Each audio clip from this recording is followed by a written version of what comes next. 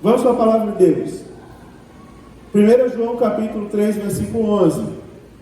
Diz assim: porque esta é a mensagem que ouvistes desde o princípio, que nos amemos uns aos outros, não como Caim, que era do maligno, e matou a seu irmão.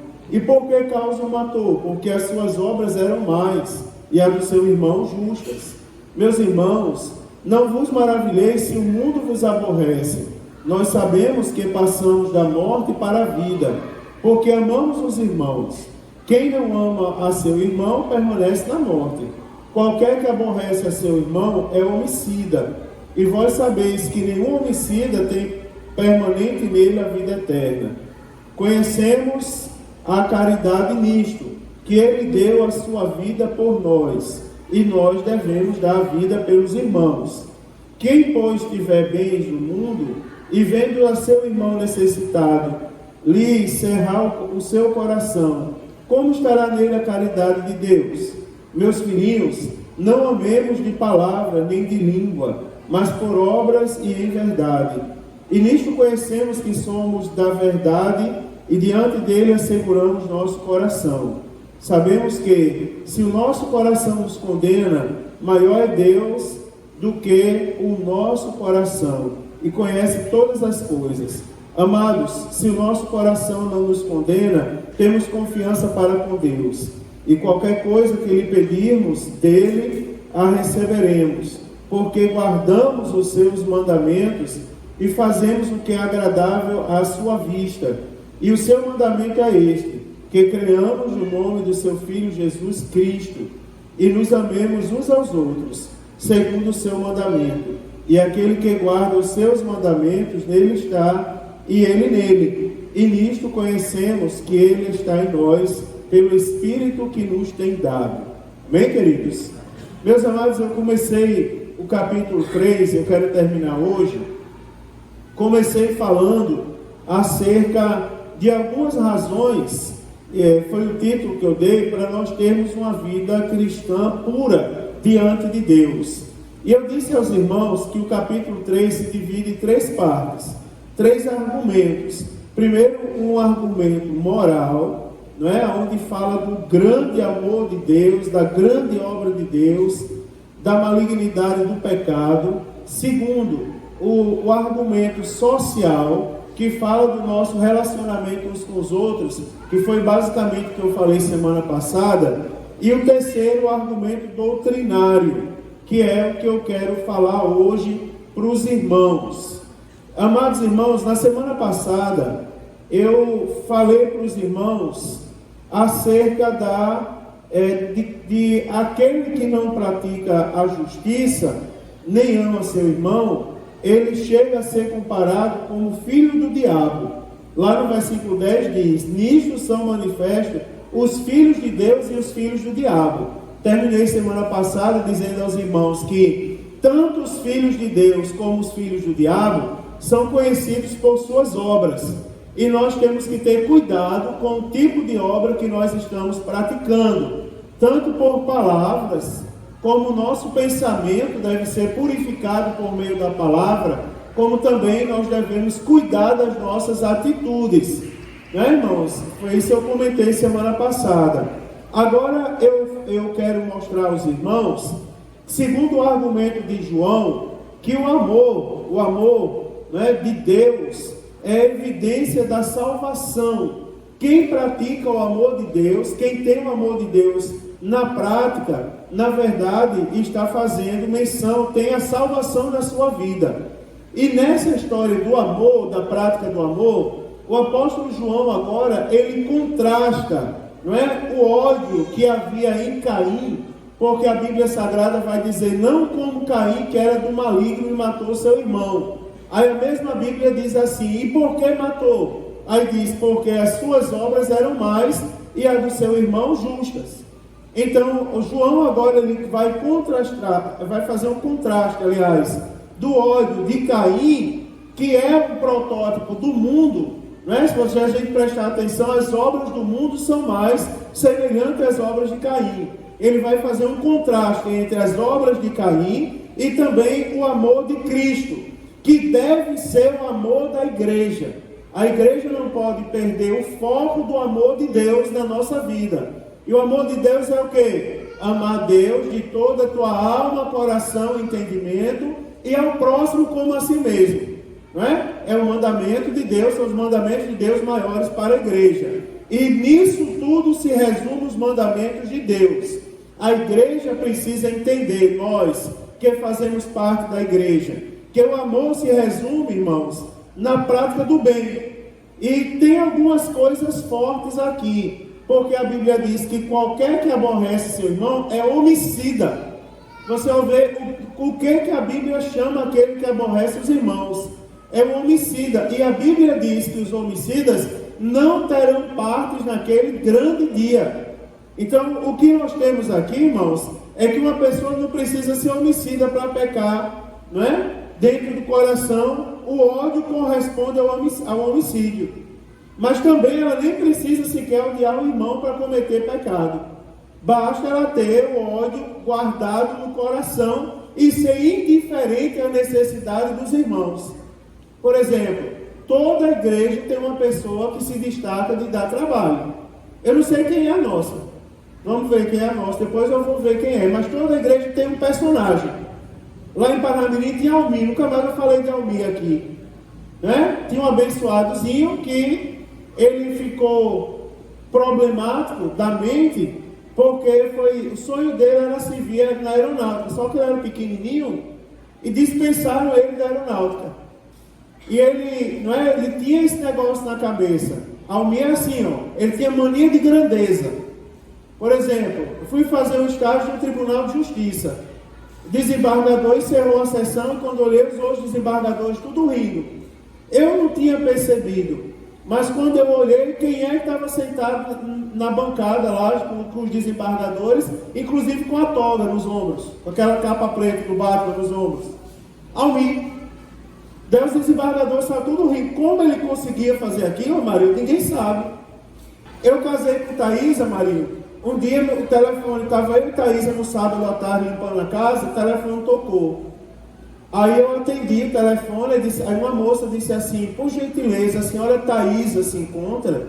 Aí eu disse, sim, se encontra. Quem gostaria de falar com ela é o marido dela, está aqui na governadoria do estado. Aí eu disse, Thaísa, teu marido está lá na governadoria, quer falar com você. Aí Thaísa disse assim, aí eu disse, como é o nome do marido dela, só para tirar dúvida, ela disse, é aqui o senhor Almir de Araújo Silva. Eu disse, pronto Thaísa, teu marido Almir. E depois ele trouxe uma foto com a governadora para provar para a gente que ele estava lá na governadoria. Toda igreja tem um. Um dia, Damares, a cantora, ligou para mim e disse assim, Mário Sérgio, eu estou muito decepcionado com o pastor Elinaldo. Pastor Elinaldo renovado, comentarista da revista da Escola Dominical, meu pastor na época. Muito decepcionado com o pastor Elinaldo. Por quê? Porque a gente soube que ele falou mal da cantora Damares no culto e acabou com a vida dela publicamente. Eu disse, olha, eu não falta um culto de doutrina. E eu não vejo o pastor Elinaldo falar da cantora Damares nem de ninguém. Por sinal, ele foca muito na Bíblia. Quem foi que falou isso? Ela disse, eu anotei, a minha secretária anotou o nome do homem que ligou. O nome dele é Almir Renovato de Lima, que era o sobrenome do pastor Elinaldo, Gomes de Castro, que era o sobrenome do vice-presidente. Ele ligou. Aí quando foi de noite, eu olhei para ele e disse, Almir, o que você anda aprontando? Aí ele pegou e saiu correndo. Ele já sabia o que eu ia falar. Então todo lugar tem um problemático. Tem um assim que a gente precisa dar uma atenção especial para ele. Agora isso aí, irmãos, é o que a Bíblia Sagrada está nos desafiando agora. Quando a gente vê o problemático, eu não fui questionado só uma vez na minha vida de porque eu dou oportunidade a certos tipos de pessoas na minha igreja. E a minha resposta é o seguinte, toda vida, irmão, se eu, o pastor da igreja, não acreditar que Deus transforma o homem, quem é que vai acreditar? Se eu sou o pastor da igreja, não acredito que uma pessoa aceita Jesus e Deus muda a vida dele, e aí, irmão, passou 2, 3 meses, eu volto para pregar mesmo. porque eu creio que Deus muda o coração. Aí a Bíblia Sagrada nos desafia. Por exemplo, o grande desafio da igreja é manter a prática do bem. Mas será que nós estamos mantendo a prática do bem? Por exemplo, não precisa a gente odiar o irmão. Basta a gente ignorar o irmão e se mostrar indiferente diante das necessidades dele. Sabe o que aquele irmão precisa? Tem uns irmãos que agem com tolice às vezes. Sabe o que a Bíblia Sagrada classifica como tolo? A Bíblia diz: é tolo aquele que se mete em questão alheia. Às vezes eu sei alguma coisa assim, e eu não sou de chamar a atenção das pessoas publicamente, só se for um caso de morte. Mas eu pego, abraço e chamo a atenção. Não faça mais isso, você está errado. O certo é esse, isso e isso. Aí às vezes tem algumas pessoas que veem e faz assim. Eu chamei a atenção de irmã Erimar. Aí tem umas pessoas que veem e vai se meter. Irmã Erimar, não ligue para o pastor não, isso é um grosso. Isso é uma bênção, isso é lindo, né? Segundo irmã Deusira, e não tem gente mais bonita. E tem aquelas pessoas tolas, ou seja, isso é tolice, irmãos. E isso não é prática do amor. Tá certo? Ser conivente com erro não é prática do amor. Você vê que a gente não envergonha ninguém, porque Deus não envergonha ninguém. Mas se precisar chamar o irmão e cuidar dele, a gente tem que chamar e tem que cuidar. Então, basta nós sermos indiferentes à necessidade do irmão, porque aí nós achamos que estamos praticando o bem, quando na verdade nós estamos praticando o mal. Nós estamos contribuindo para a ruína do irmão, no lugar da gente contribuir para a bênção. Então, baseado nisso, eu quero falar 3 coisas para os irmãos. Primeiro, que segundo ao que nós acabamos de ler aqui, a partir do versículo 11, nós vamos observar aqui que o texto ele vai fazer alguns contrastes acerca da primeira parte da mensagem, do amor, por exemplo. Primeiro contraste, se você olhar o versículo 11, ele vai mostrar para a gente que a prática do amor, que a mensagem do amor fraternal, não é uma mensagem atual. A mensagem do amor fraternal não deve ser uma novidade para a igreja. Você observa uma coisa interessante na igreja hoje em dia. Que as pessoas elas querem promover seminário, Eduardo, para ensinar a igreja a amar as pessoas. Você observa que a gente quer promover, chama os irmãos de discipulado aqui, para ensinar os irmãos como devem amar os novos convertidos. E aí quando eu ia nas igrejas, dar palestra de discipulado, não foi só uma vez que as pessoas diziam assim: como é que vocês foram inventar esse negócio de discipulado? Daí a gente dizia: não inventou, está na Bíblia, não é invenção nossa. Então o primeiro contraste que João mostra aqui é que o amor fraternal é uma mensagem antiga, não é nenhuma novidade. Aí a Bíblia Sagrada diz: porque essa é a mensagem que vocês ouviram desde o princípio, que nos amemos uns aos outros. Você observa, irmão, que quando a igreja se une, não fica mais bonito? Fica ou não fica? Fica mais bonito. Pensa numa coisa boa, foi colocar esses bancos tudo assim, ó, virado de frente. Parece que a igreja se uniu mais. Não sei se vocês perceberam isso. Parece que a igreja ficou mais avivada. Porque aí você quebrou alguns segmentos que tinham. Alguns segmentos pareciam redutos. Vamos supor, Jonas nunca fez isso. Mas tem lugares aí que é assim: se um adolescente se levantar dali e for ali e falar com a irmã Franciele, aí a líder dos adolescentes já se levanta e vem para cima do pastor: pastor, irmã Franciele está falando com um adolescente da igreja. Daí dizem: mas qual é o problema? Não, é porque era adolescente. Adolescente só pode falar com adolescente. E cria os adolescentes que vêm para a igreja, e podendo ser pessoas felizes, são pessoas oprimidas. E tem algumas coisas, alguns gestos que quebram isso. Isso não é invenção de hoje em dia, não, irmão. Isso aí é uma prática antiga, o amor entre os irmãos. Não é todos serem iguais diante de Deus. Na igreja acontece uma coisa interessante. Eu acabei de dizer que era doutor em teologia. Mas você imagina, eu sento para ouvir uma pessoa que nunca sentou num banco de teologia. Na igreja, na verdade, a gente tem a nossa formação, mas a gente escuta pessoas que não têm formação alguma. Os músicos que sabem cantar, e aqui tem vários que entendem perfeitamente de música, louvam uma coisa bonita, mas também sentam para ouvir pessoas que não sabem o que é uma clave de sol, não é? E senta e sente a presença de Deus. Mas na verdade, irmãos, na igreja acontece isso, é um amor fraternal, e não é uma mensagem de hoje, é uma mensagem de desde o princípio. O problema é que a gente não pratica. Irmãos, será que aqui nessa igreja ainda tem alguém que é intrigado com alguém? Eu creio que não, né, irmãos? Olhando para vocês assim, eu não identifico ninguém. Mas você sabia que houve épocas que tinha? Você sabia que eu assumi uma igreja, que eu costumo dizer que aquilo não era uma igreja, era uma quadrilha organizada? Duas quadrilhas. Porque era literalmente o lado da igreja, irmão, assim, era inimigo do outro lado. E não era inimigo de trocar a cara feia, não, era inimigo de trocar a faca. E quando eu cheguei lá, eu convidei um irmão para ser obreiro, Samuel. Quando ele chegou aqui, aí levantou os quatro do ministério e saíram. E disseram, pastor, se ele for obreiro, nós não somos. Aí eu disse, por que isso aqui? Aí ele disse assim, é porque ele é da facção rival à nossa. E a nossa família não se une. Então se ele fosse obreiro, a gente sai. Aí um dia eu me zanguei. Aí eu disse assim, que é só, né, irmão? Irrita o Mário Sérgio de propósito.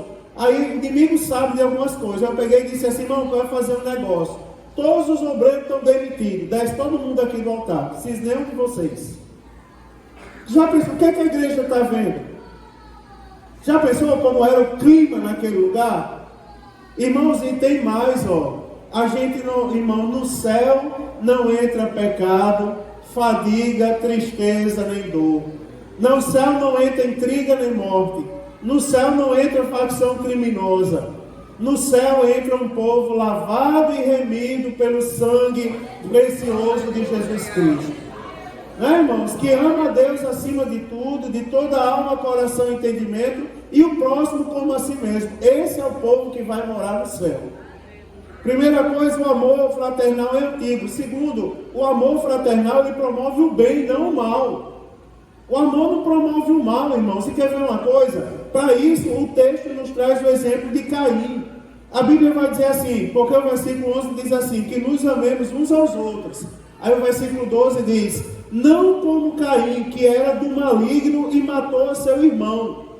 Eu falei semana passada aqui, que se a gente ler a história de Caim no Gênesis, a gente não vai dizer que Caim era do diabo, né? A gente vai ter um receio de dizer que Caim era do diabo. Por sinal, Deus depois meio que cuida de Caim ali, da descendência de Caim. E sentencia quem colocar a mão na vida de Caim. Mas o apóstolo João, com a autoridade de Deus, ele diz assim, amemos uns aos outros, não como Caim, que era do maligno e matou seu irmão.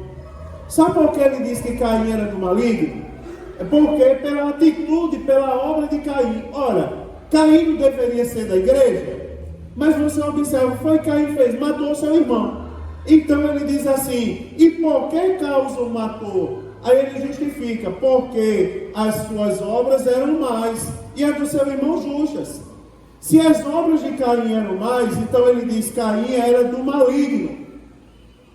Veja que coisa forte, irmãos. E se a gente for analisar a vida de Caim, a gente vai observar algumas coisas. Por exemplo, Caim, ele quis adorar a Deus, que no primeiro momento é assim, qual foi o pecado de Caim? Ele quis oferecer uma oferta a Deus.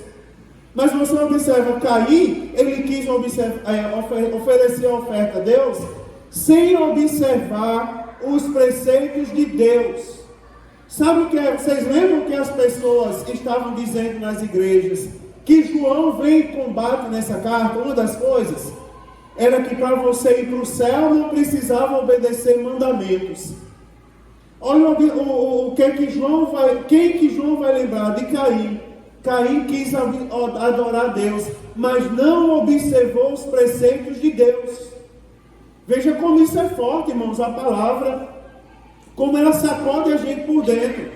Significa, quer servir a Deus, mas não quer observar os mandamentos dele, não é de Deus. É do diabo. Você lembra do capítulo 1 de 1 João? Quando a gente falou assim, quando eu disse assim, que na verdade saíram porque não era de Deus. Se fosse de Deus, não tinham saído, tinham permanecido. Não é forte, umas coisas fortes da gente falar. Você observa agora a comparação de Caim. Caim quis adorar a Deus, mas ele não quis observar os mandamentos de Deus. Porque está escrito um dos mandamentos de Deus: não matarás. E a gente tem que cuidar, né, irmãos, para não matar. A gente tem que vigiar muito no que a gente fala. Irmãos, uma vez eu peguei numa igreja que eu passei, tinha um homem desses anciãos assim, que cuida, que gosta de zelar pela igreja. Toda igreja tem alguns. E eu peguei e brinquei, eu passei por ele já de saudosa memória hoje, e eu disse assim: irmão, o senhor está com raiva de mim? Ele disse: não. Aí eu passei, mas era uma brincadeira que eu queria fazer. Aí no outro dia eu perguntei: o senhor está com raiva de mim? Ele disse: não, tem certeza? Ele disse: não, estou com raiva do senhor. E eu passei, preguei naquele dia e tal. Quando foi no outro dia, a irmãzinha chegou lá, a anciãzinha, batendo palma lá na porta da minha casa, e disse assim: pastor, queria pedir um favor para o senhor. Disse: claro, irmão, o que é que eu posso fazer pela senhora?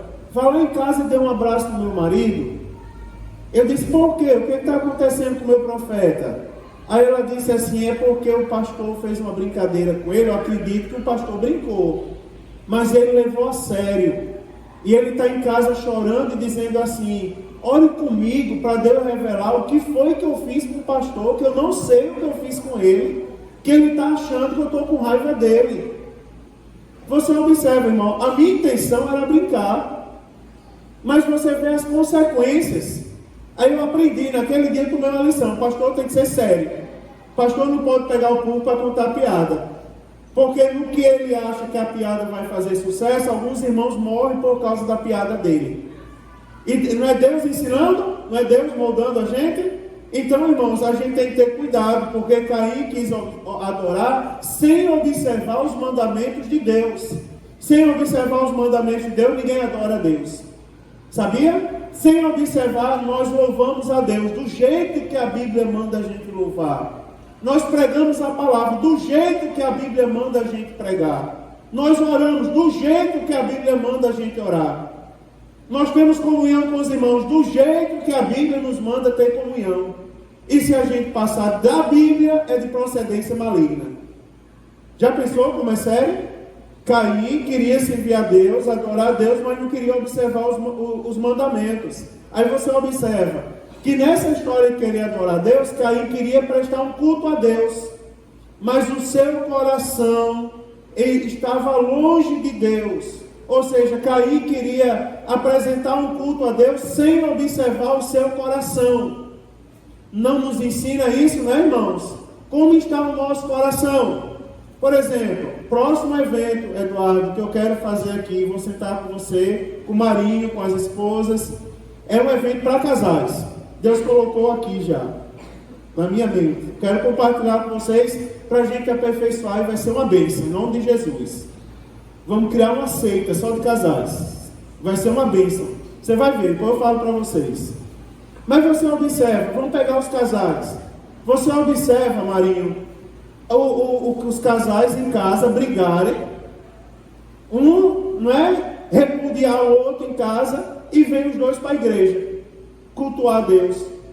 Eu estava numa cidade uma vez aqui em Santa Catarina, primeira vez que eu vim pregar em Joinville. Preguei em Joinville e depois fui para outra cidade, porque o pastor daquela cidade, ele passava férias na minha casa, lá em Natal. Quando eu cheguei lá um dia, eu pensei que isso aí era lenda, era caos de igreja. Mas um dia eu estava com ele disse: Mário Sérgio, vamos lá, aquele vozeirão dele, eu preciso atender algumas pessoas que ficam lá do lado de fora. E depois ele me chamou e disse: Mário, me ajuda a resolver isso aqui. Uma irmã, esposa de um obreiro, chegou lá com um caminhão e disse assim: pastor, não tem aquele apartamentozinho lá atrás na igreja?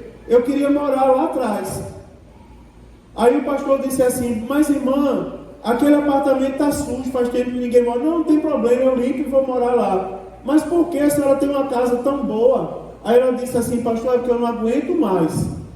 A gente vem para o culto, meu marido prega, é uma bênção. Prega, e antes de pregar me chama de meu amor. Está ali minha esposa, meu amor, a mulher mais linda dessa igreja. E prega, e é aquela coisa maravilhosa. Mas quando chega em casa, aí o negócio muda. Quando chega em casa, que eu vou dizer obrigado por ser seu amor, ele já me dá um empurrão.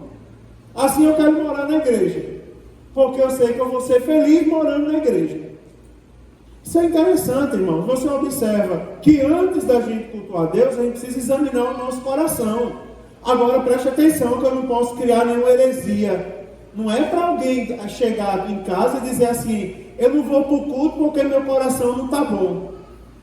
Não é? Porque pode ser que alguém diga isso, eu não estou com o coração em paz, então eu não vou para o culto hoje, que o pastor disse que é para examinar o coração antes de cultuar. Não, irmãos. O que eu estou dizendo é o seguinte, examinar o coração não é uma opção, é uma obrigatoriedade nossa.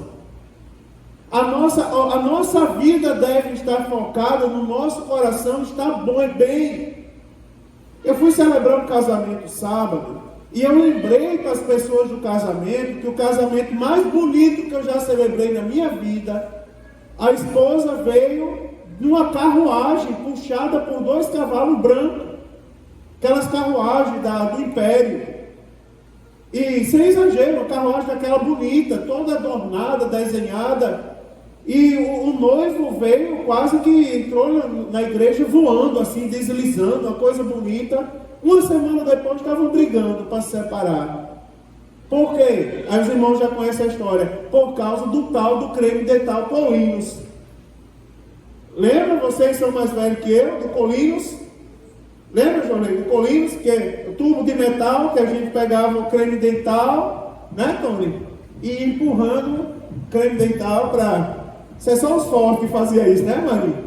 Empurrando o creme dental. O noivo quis acabar o casamento, irmã Regiane, porque na noite de núpcias a noiva entrou no banheiro e apertou o creme dental no meio do tubo. E ele disse que tinha nojo de quem apertava o creme dental no meio do tubo, porque estragava o creme dental. E aquela confusão, a noiva chorando, aquela luta toda, a esposa já, por sinal, que tinham casado. Daí eu chamei os dois, ele me explicou, eu disse a ele, essa confusão todinha é porque a senhora apertou o creme dental no meio do tubo. A irmãzinha enxugou as lágrimas, olhou para ele e resolveu bem assim, por que você não me disse isso antes? Eu teria apertado embaixo. Porque a maioria dos problemas, irmãos, que perturbam o nosso coração são coisas simples. Se tivesse falado, não teria acontecido. É só o diabo cegando.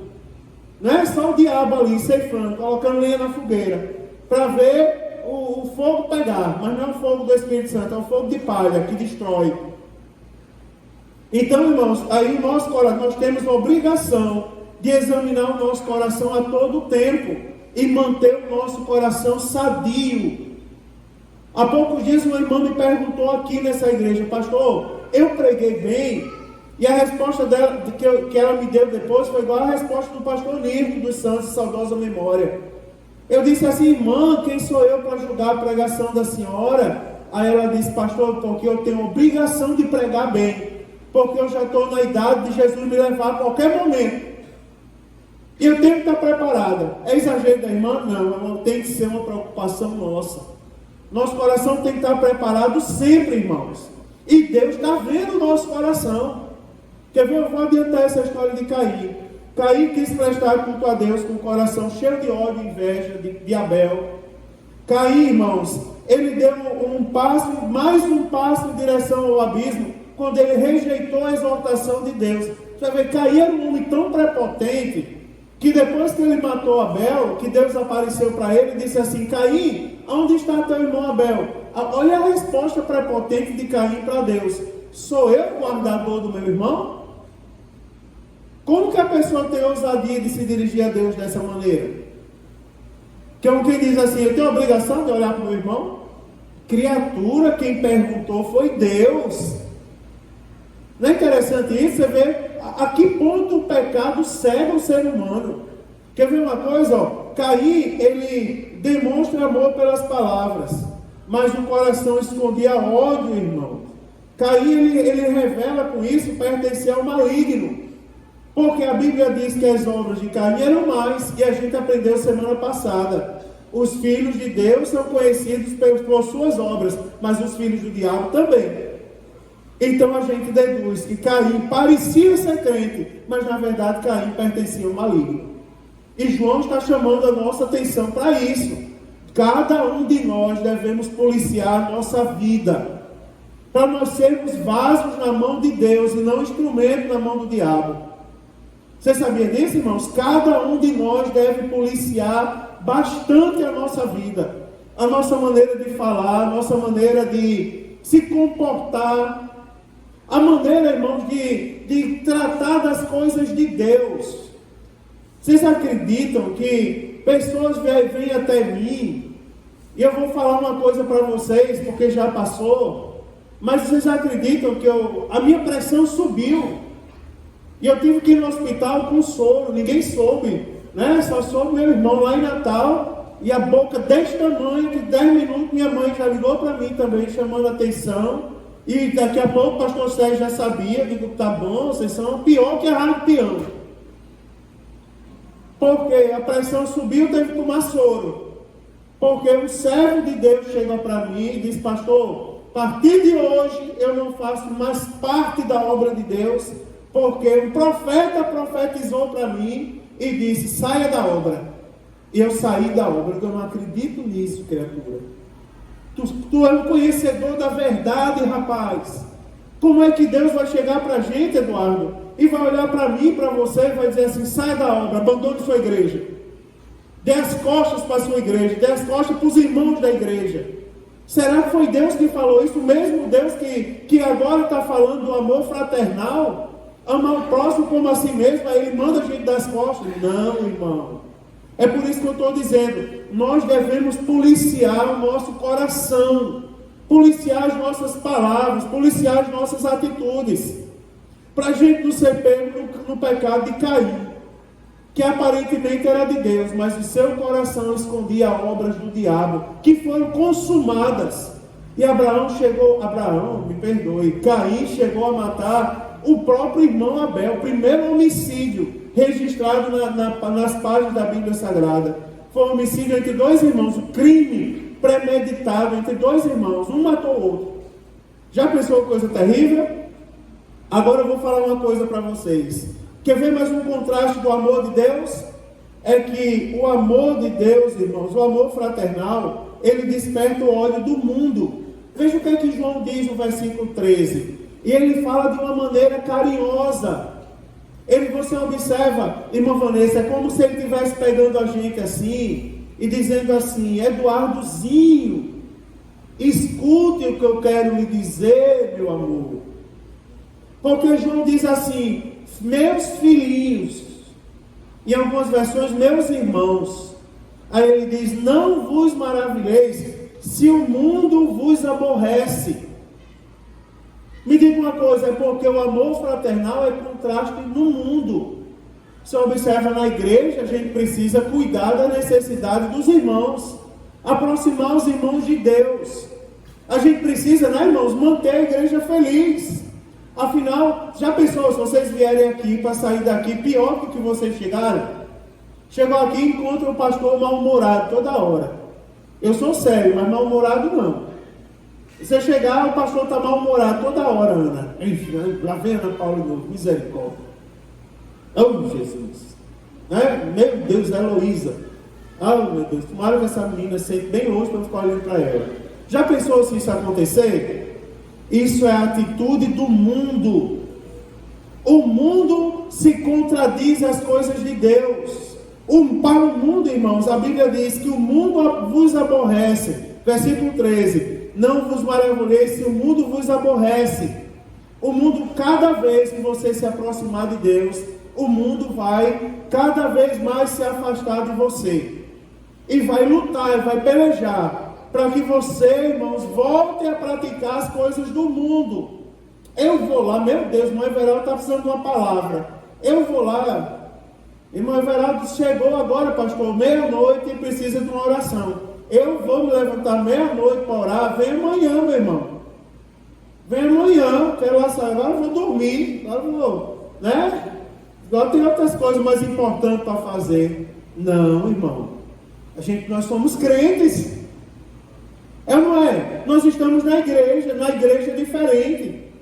Eu estava observando. Irmã Sônia, seja sincera. Senhora que já foi regente coral, está ali o presbítero Aldo, Tony, irmã Iraci, né? Tem vários, irmã Marisa, então é tudo gente coral. Irmã Ivete, às vezes dá umas notas aqui quando eu venho para o ensaio coral, que eu não sei nem o que ela está dizendo. Vamos todo mundo fazer não sei o quê, né? Diz um nome de um sextavado, não, diz um nome aí, que a gente precisa fazer com a voz. Eu não sei nem o que ela está falando. Me diga uma coisa, todo mundo que está no coral canta bem? Não canta. Não canta. Eu mesmo, quando eu venho para o coral, eu me apego com os tenores do meu lado. Não é? Cadê o maninho pequeno? Está lá no som. Eu fico perto dele, fico perto dos outros ali, do próprio maestro, Paulo, porque eu sei que eles vão cantar bem. E na verdade eu estou ali, sabe por quê? Porque eles me suportam. Agora, quer ver uma coisa bonita que acontece no coral? Quando junta as vozes, tudinho fica bonito ou não fica? O que canta bem com o que não canta. Agora fica bonito, fica uma coisa que a gente se sente no céu quando a gente escuta os corais da igreja cantarem. Isso é igreja, irmãos. Agora, se fosse no mundo, o que é que o mundo diria? O mundo diria assim, Mário Sérgio cantar no coral? Não. Não, senhor, ele pode cantar onde ele quiser, mas aqui... ruim desse jeito, cantando ruim desse jeito. Ana Paula, oração aqui. Não, se a Ana Paula quiser oração, vai pedir aí. Pega um pobrezinho coitado que ore por ela. A igreja, parar o culto para orar por ela. Aqui não, irmão, só que a Bíblia está ensinando o contrário. Não é verdade? A mensagem de João ela é profunda. O mundo ele vai nos contrariar, ele vai nos aborrecer, porque o mundo não quer que a gente ande em unidade. Quer ver uma coisa? Eu vou falar mais forte ainda. O mundo não quer que a gente vá para o céu. E para o céu ninguém vai sozinho, vai todo mundo junto. Quando Jesus vier, que a trombeta soar, quem estiver pronto vai tudo junto, né, irmão? Na mesma carrada. Não vai um primeiro e outro depois, não. Vai todo mundo junto para o mesmo céu. Morar na mesma mansão celestial, todo mundo. Mas não é verdade? Se o mundo nos aborrece é porque ele tem raiva da nossa condição. Quer ver uma coisa? Versículo 14. Quer ver se eu estou exagerando? Que a Bíblia diz assim, ó. Nós sabemos que passamos da morte para a vida, porque amamos os irmãos. Quem não ama o irmão, permanece na morte. Então, pastor, o senhor está falando de relacionamento entre irmãos. O senhor está falando de relacionamento entre irmãos. Dá para ouvir aí, Zé? Dá. Agora me diga uma coisa, tem a ver com a salvação? Claro que tem, porque a Bíblia Sagrada está falando aqui da salvação. Nós sabemos que passamos da morte para a vida. Sabe por que nós sabemos que passamos da morte para a vida? Porque nós somos diferentes. Aí a Bíblia diz, nós passamos da morte para a vida porque amamos os irmãos. Aí a Bíblia diz, e quem não ama seu irmão, permanece na morte. Ou seja, quem não ama seu irmão, não está com o livro escrito no livro da vida. Veja só, irmão, como isso aqui fala conosco, como deve ser a igreja, como a gente deve perseverar pela igreja. Eu só vou orar se for Alisson que for orar ali. Se não for Alisson, eu não vou. Encontro de casais, eu só vou porque Eduardo é o líder. Se não fosse, se o líder fosse outro a irmã Everaldo, eu não iria. Não, mas vamos lá, porque é Eduardo é nosso, vamos lá. Irmão, cuidado, porque o que está em jogo é a nossa salvação. É a nossa salvação. Você sabia que eu já dirigi a igreja, que algumas pessoas saíram da igreja por causa do meu sotaque? Vamos sair, não vamos ficar nessa igreja, ficar na igreja de um pastor caipira. Sendo nós pessoas cultas, não sabe eles, se eles fossem para a universidade, eu ia dar aula para eles. Mas disse, não vamos ficar por causa da voz de caipira. Né, irmãos? Uma vez eu dei uma aula e começaram a rir, porque disse que na aula eu dizia, tá certo? Falava, dizia, tá certo, eu não percebi. Quem dá aula sabe que a gente não dá aula em paz, você só dá aula nervoso. Eu, pelo menos, não tenho facilidade de falar em público. Eu falo na igreja porque o Espírito Santo está comigo. Eu sou batizado no Espírito Santo. Se não fosse por isso, eu estava acabado. Mas na sala de aula, quantas vezes eu já fiquei nervoso? Imagina um auditório inteiro, um anfiteatro olhando para você e você tendo que dar aula para eles. No final, vem um bobão com uma página na mão. Pastor, eu anotei. Professor, eu anotei. Eu sei que foi que você anotou. Eu pensando que ele tinha feito um resumo da minha aula. Eu anotei aqui quantas vezes você disse está certo. Eu disse, então está certo. Então tá bom. Você passou a aula todinha contando quantas vezes eu dizia está certo. Aí ele disse, tá bom, então está certo. Amanhã tem mais. Aí eu passei a noite orando e eu disse, Jesus, eu tenho que dar uma lição nesse povo. No outro dia eu cheguei e dei aula todinha em francês. Comecei a dar aula em francês. Comment allez-vous? Très bien. Comecei a falar em francês. 45 minutos de aula em francês. Quando acabou, eu disse assim, tá certo? Aí o bobão lá olhando para mim com a boca aberta, tá certo? Não é, irmãos? Cuidado, irmãos. A Bíblia está chamando nossa atenção, ó. Porque isso aqui envolve a nossa salvação. Aí a Bíblia vai além disso. A Bíblia diz assim, o ódio é a evidência da perdição. Olha o versículo 15. Qualquer que aborrece seu irmão é homicida. Você está vendo o que é ter raiva do irmão? Se algum de nós que aqui estamos, abrir a nossa boca para dizer, eu não gosto daquela pessoa, olha o que a Bíblia, com quem que a Bíblia está nos comparando? A homicidas. E nós vamos aprender agora que o ódio é a evidência da perdição. Na verdade, uma pessoa que abre a boca para dizer que não gosta de outra, dentro da casa de Deus, na verdade a Bíblia está comparando a homicida. E a mesma Bíblia diz assim, e vós sabeis que nenhum homicida tem permanente nele a vida eterna.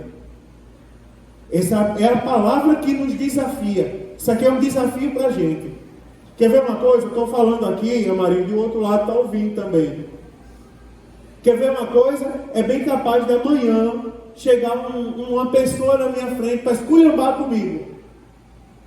E o Espírito Santo agora falar no meu ouvido, e agora? Tu que falou que não pode aborrecer, que não pode tratar mal, que não pode não sei o quê. Qual vai ser a sua reação? Não é verdade? É um desafio para a gente isso aqui. Não é fácil ser crente. Mas olha o que a Bíblia diz. Tratando ao nosso coração, tratando conosco, aquele que aborrece seu irmão é homicida. Homicida. Mas pastor, e se chegar aquela pessoa lhe tratando mal? Vou fazer de tudo para ela sentar comigo. Eu geralmente escuto tudo que a pessoa tem a dizer. Aí quando eu tenho uma brecha, eu digo, depois eu vou poder falar? Claro, vai falar. E fala, esculhamba. Diz um monte de coisa comigo. Aí depois eu digo assim, rapaz, sabe o que é que a Bíblia diz sobre isso? Às vezes eu confesso que a vontade é esganar. Não é? Se a gente for agir pela carne, por que é que a gente não vê a hora de fazer isso? Né? Pegar pelo pescoço e sacudir. Fazer uma oração de saculejo. Sai, Satanás, em nome de Jesus. Não é? Mas a gente se controla pelo Espírito Santo, se consola com essas palavras. Aí a gente vai olhando e vai ensinando a Bíblia. Quando a gente menos percebe, pastor, não é pecado ter essa raiva não, irmã Iris? Não, porque a Bíblia diz assim, irai-vos, mas não pequeis. A vontade é esganar, mas não esgane. Né? A vontade é tirar a sandália do pé. E, né, às vezes, uma vez um rapaz disse, pastor, você é como um pai para mim. E se o senhor tivesse que fazer alguma coisa de pai comigo, o que o senhor faria? Aí eu olhei para ele assim, no meu coração, a vontade, eu quase que dizia, eu tirava a sandália dos pés e dava uma pisa. Mas eu não disse isso não, sabe? Eu peguei e disse assim, não, querido, eu como seu pai, eu faria isso aqui. Aí abracei ele, comecei a orar por ele, para sair a ira do coração. e Deus colocar paz. Mas não é um ensinamento para a gente. Agora, eu vou terminar. Eu tenho 5 minutos para terminar. Porque é o seguinte, agora, depois de falar do ódio de Caim, o apóstolo João agora vai falar do amor da igreja. E ele vai mostrar para a gente como deve ser o amor. Olha o versículo 16. Ele diz assim: conhecemos a caridade nisto, que ele deu a vida por nós e nós devemos dar a vida pelos irmãos. Ou seja, como deve ser o amor da igreja? Deve ser um amor abnegado. Lembra que eu falei do coração? Não é uma opção, não vou para o culto porque meu coração não está bom. Não. Você tem a obrigação de consertar o seu coração e ir para o culto. E isso deve ser uma abnegação. Quem é que luta? Eu acabei de dizer, a vontade é esganar. E se for no mundo, o que é que uma pessoa do mundo faz? Esgana. Mas na igreja, a gente se esforça para agir diferente. Isso é abnegação. O amor da igreja é uma demonstração abnegada de amor. Assim como Cristo deu a vida por nós, nós também devemos dar a vida pelos irmãos. Pastor, não era muito mais fácil ter expulsado aquele irmão, xingado, descarregado, né? Porque no mundo é assim, se eu não falar eu morro. Aí o pastor preferiu abrir a Bíblia, ensinar a Bíblia, e depois a pressão subir e ir para o hospital tomar remédio no soro. Por quê, irmão? Isso é abnegação. Isso aí está na Bíblia Sagrada. Anote isso, porque isso é importante para a nossa vida de fé. Segundo, irmãos, para eu terminar, tem que ter demonstração de compaixão. Ao versículo 17: quem, pois, tiver bens no mundo e vendo seu irmão necessitado, lhe cerrar o seu coração, como estará nele a caridade de Deus? Ou seja, o amor da igreja é demonstrado pela compaixão. Primeiro, pela abnegação. Segundo, pela compaixão. E terceiro, o amor da igreja é demonstrado pela ação. Quer ver? Versículo 18 diz: meus filhinhos, não amemos de palavra nem de língua, mas por obra e em verdade. Então guarde no seu coração aí 3 formas que nós devemos demonstrar o amor de Deus na nossa vida. Primeiro é pela abnegação. Ou seja, nós devemos lutar para fazer o que Deus mandou a gente fazer. Segundo, pela compaixão. Se houver alguém necessitado, no lugar de acabar de matar. Já pensou, irmão? Não vou para o culto hoje não, porque eu estou com sintomas de depressão. Irmão, não vá mesmo não, que eu também tenho isso. Também tenho isso. Pensa numa coisa ruim. Acaba de matar, não é? Teve uma irmã aqui que foi visitar uma pessoa e ligou para mim revoltada. Pastor, quando eu cheguei lá, o irmão que não é nosso, que congrega conosco, foi visitar um enfermo. E no lugar de chegar lá e dar uma palavra de ânimo, chegou lá e disse assim: meu Deus, como você está doente. Tive um parente que teve a mesma doença que você e morreu bem rápido. Já pensou que visita? Que compaixão? Né? Mas é. E terceiro, irmão, o amor é demonstrado pela ação.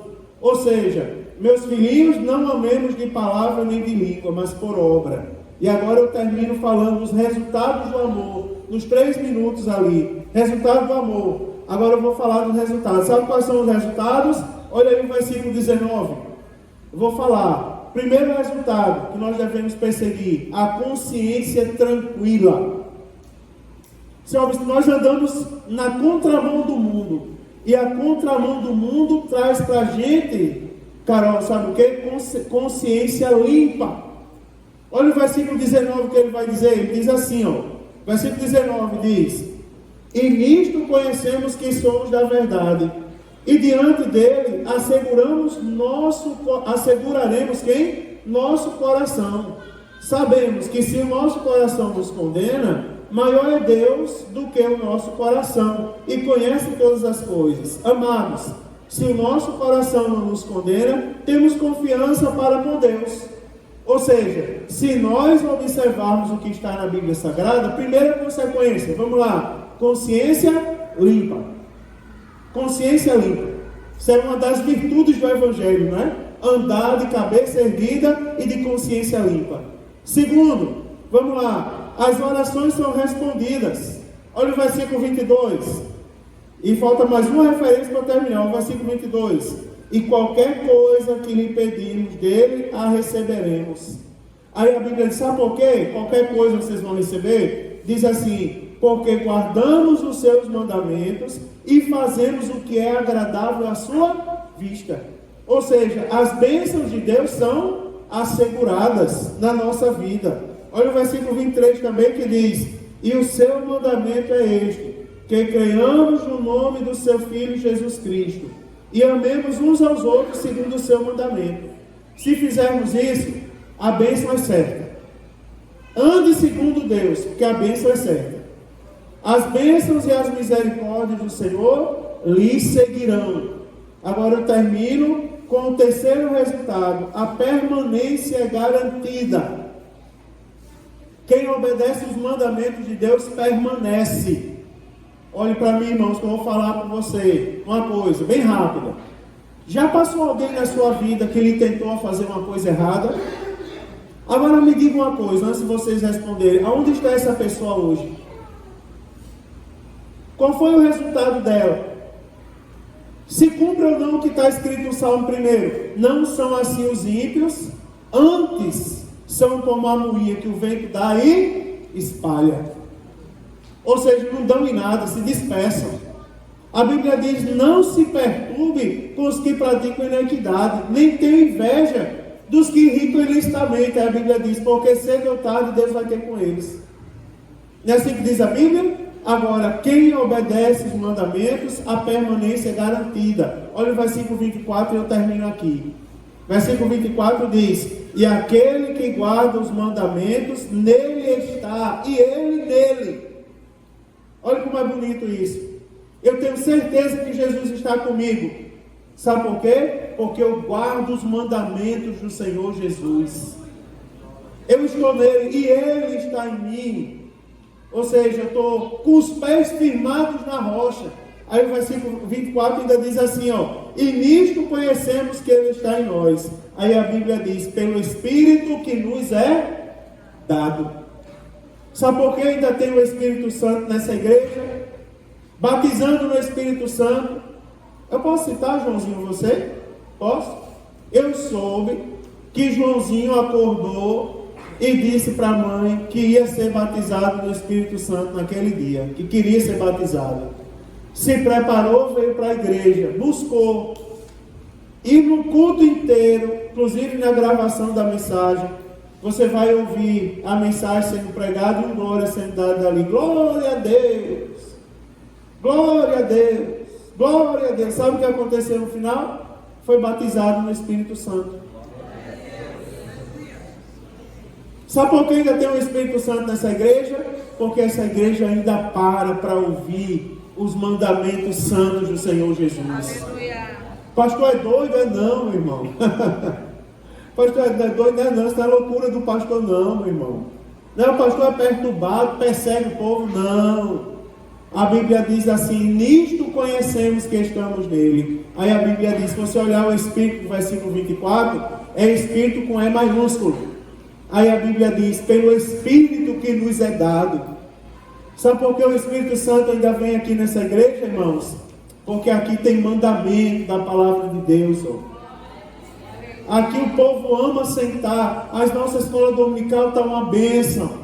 E a gente luta toda semana para que a próxima seja uma bênção maior ainda, maior ainda, maior ainda. E sabe o que acontece? Sabe qual é o resultado disso? O Espírito Santo se agrada e vem, se apodera da nossa vida. Quer ver uma coisa? Irmão Sidney, o senhor está arrependido de ser crente? Não, senhor? Sabe qual é a consequência de vir aos cultos de ensino? Sabe qual é a consequência de vir discipulado? Se não bastasse ouvir o pobre do pastor no culto de ensino, vem ouvir o discipulado ainda. Isso é a prova de Jó, né? Não é não. Sabe o que aconteceu com o nosso irmão? Dormindo, falou em outras línguas, foi batizado no Espírito Santo para a glória de Deus. Foi isso? Foi batizado no Espírito Santo enquanto dormia. Acordou falando em mistério com Deus. Sabe o que é isso? Deus se agrada daqueles que valorizam os seus santos mandamentos. Deus nos abençoe, irmãos, que nós possamos continuar assim. Vou dizer mais nada não, porque eu estou querendo chorar. Não vou falar mais nada. eu só vou dizer uma coisa: permaneça firme em Jesus.